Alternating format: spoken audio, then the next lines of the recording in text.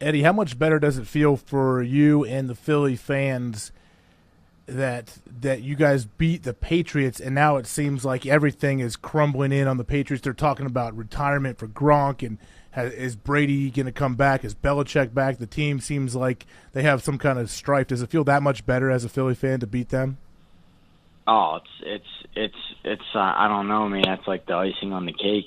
To be honest, I'm not a monster football fan, but I tuned in for that. I tuned in for the playoffs, and it was kind of hard not to get wrapped up in it all. But you know, it was a David Goliath match.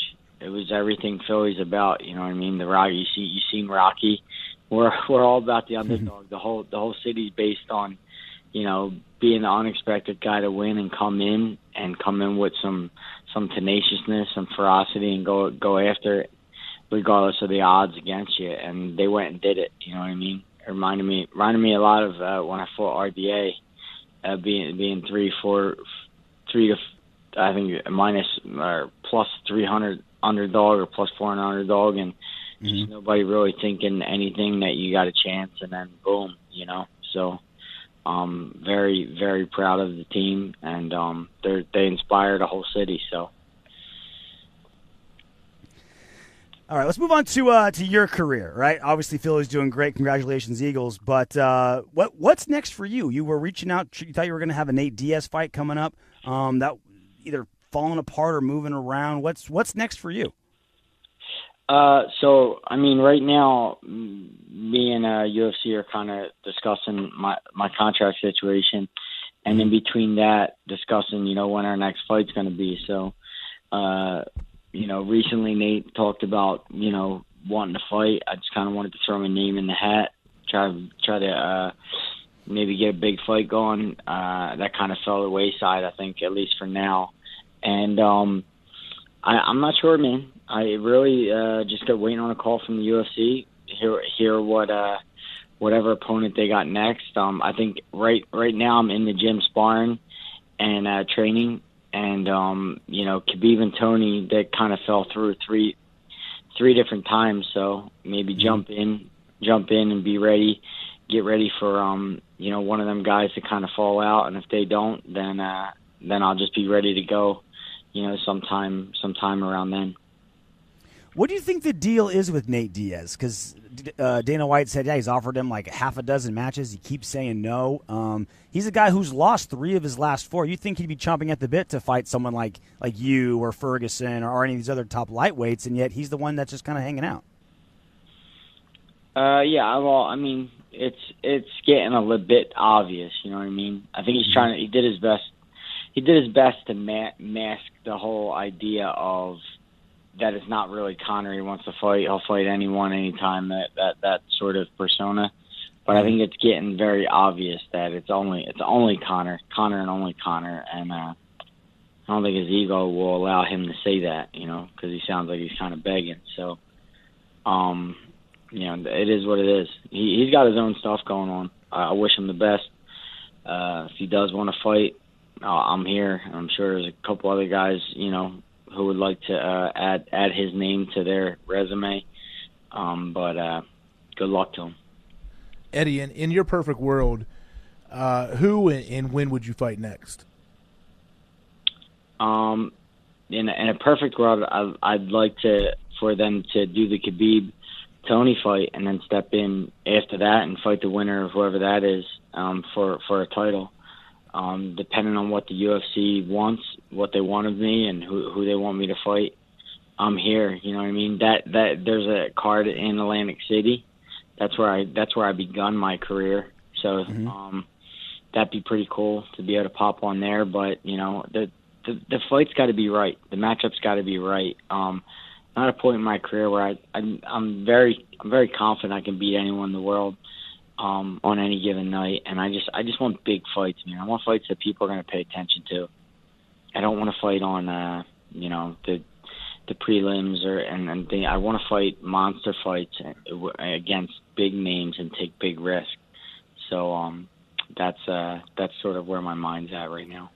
So I know you said you're sparring and you're definitely willing to step in UFC 223 if if one of them falls out. What does that mean exactly compared to a training camp? What is that training like when you are going to be ready in case something happens a couple weeks out?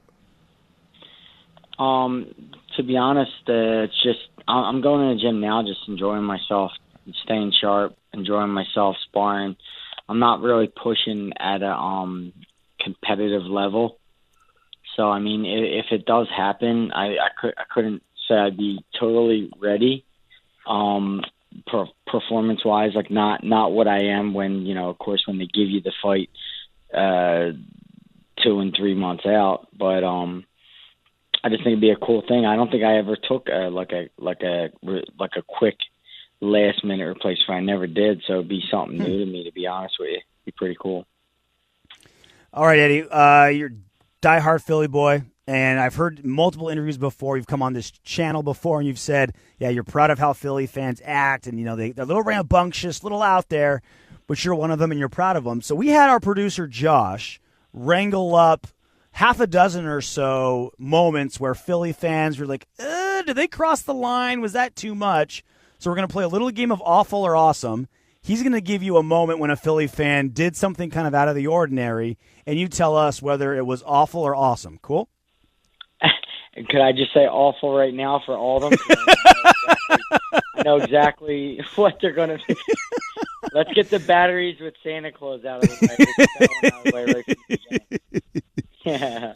All right, Josh. See if we could start small. Maybe you'll think some of these easy, like lower level ones are awesome. Let's start with the powder puff ones, Josh, and then we'll work our way up. I just didn't know I was limited to half a dozen. I got a lot more, but let's see. We'll skip the battery ones. All right, they booed Vice President candidate Sarah Palin before she dropped the puck at a Flyers game in 2008. Eddie, was that awesome or awful? Awesome. Oh, there we go. There we go. Hey, not everything's too terrible, right? Okay. A child was caught on camera at a Phillies game drinking a beer. Awful or awesome? That is awful. Awful. My apologies to everyone for that. I wonder what Eddie, before Eddie had his 4 kids, what his answer would be. Maybe we'll never know. This is a good one. A woman offered sex on Craigslist for World Series tickets and escaped jail time. That happened in Philly? That did. Hey, committed. That's commitment. Yeah. Awesome. What is that? What's illegal about that, Josh? What's illegal? It doesn't make any sense. I didn't say it was illegal. Simple barter system. But she got out of jail time. What did she do wrong? I didn't say she did anything wrong. I'm simply reading the question. Offering her services for tickets. Exactly. No. Basic barter system. Simple barter system. You're right. Yeah. A guy was kicked out of a Phillies game and proceeded to shove his fingers down his throat and intentionally vomit on an 11-year-old. Awesome or awful? Awful. Oh my God. I didn't even. I usually know this stuff. I thought I know a lot of these stories, but man, you're even shocking me. Hey, I do my research. So that was 2 and 2, RJ. What do you think? One more, and this will be the tiebreaker? We need a tiebreaker. Yeah, we need a tiebreaker. All right, I'm trying to find one that is down the middle, and you could go either way. All right, a guy. I got one. All right. Okay. I actually have my own. I seen a baby with a Minnesota jersey on, and someone yelled "fuck you" right in the baby's face. That's awesome. I mean, when you think of how funny that is, I'd have to say that was awesome. But thank God it wasn't my baby. I thought that was a bit overboard. I mean, y'all, fuck you to a baby. Like, what did the baby do? He didn't even pick the jersey out. I don't know, man, but I don't think anyone's going to come here again for a game or anything. And it's a Minnesota fan. I'm sure they're like the most polite, like Midwestern, just like decent human beings. It's just some drunken Philly dude. Everyone who comes here is so nice, and I just feel bad as I see them walk in the stadium. I'm like, oh my God. So Eddie, yelling "fuck you" to a baby, awful or awesome? Yeah. We didn't get an answer. Look, you can't. You can't. If it's funny, then there's nothing you can do about it. I say awesome. I think it's awesome. We got it. We got it. That's it. Philly fans are awesome, according to Eddie Alvarez. All right, bud. Well, thanks. That was a great time. My sides are splitting. I was laughing so hard. Fuck you, baby. Well, best enjoy the Super Bowl win. Bask in the glow in the in the wake of that big win, and we can't wait to see you back in the octagon. Thanks so much, fellas. Have a good night. Yeah.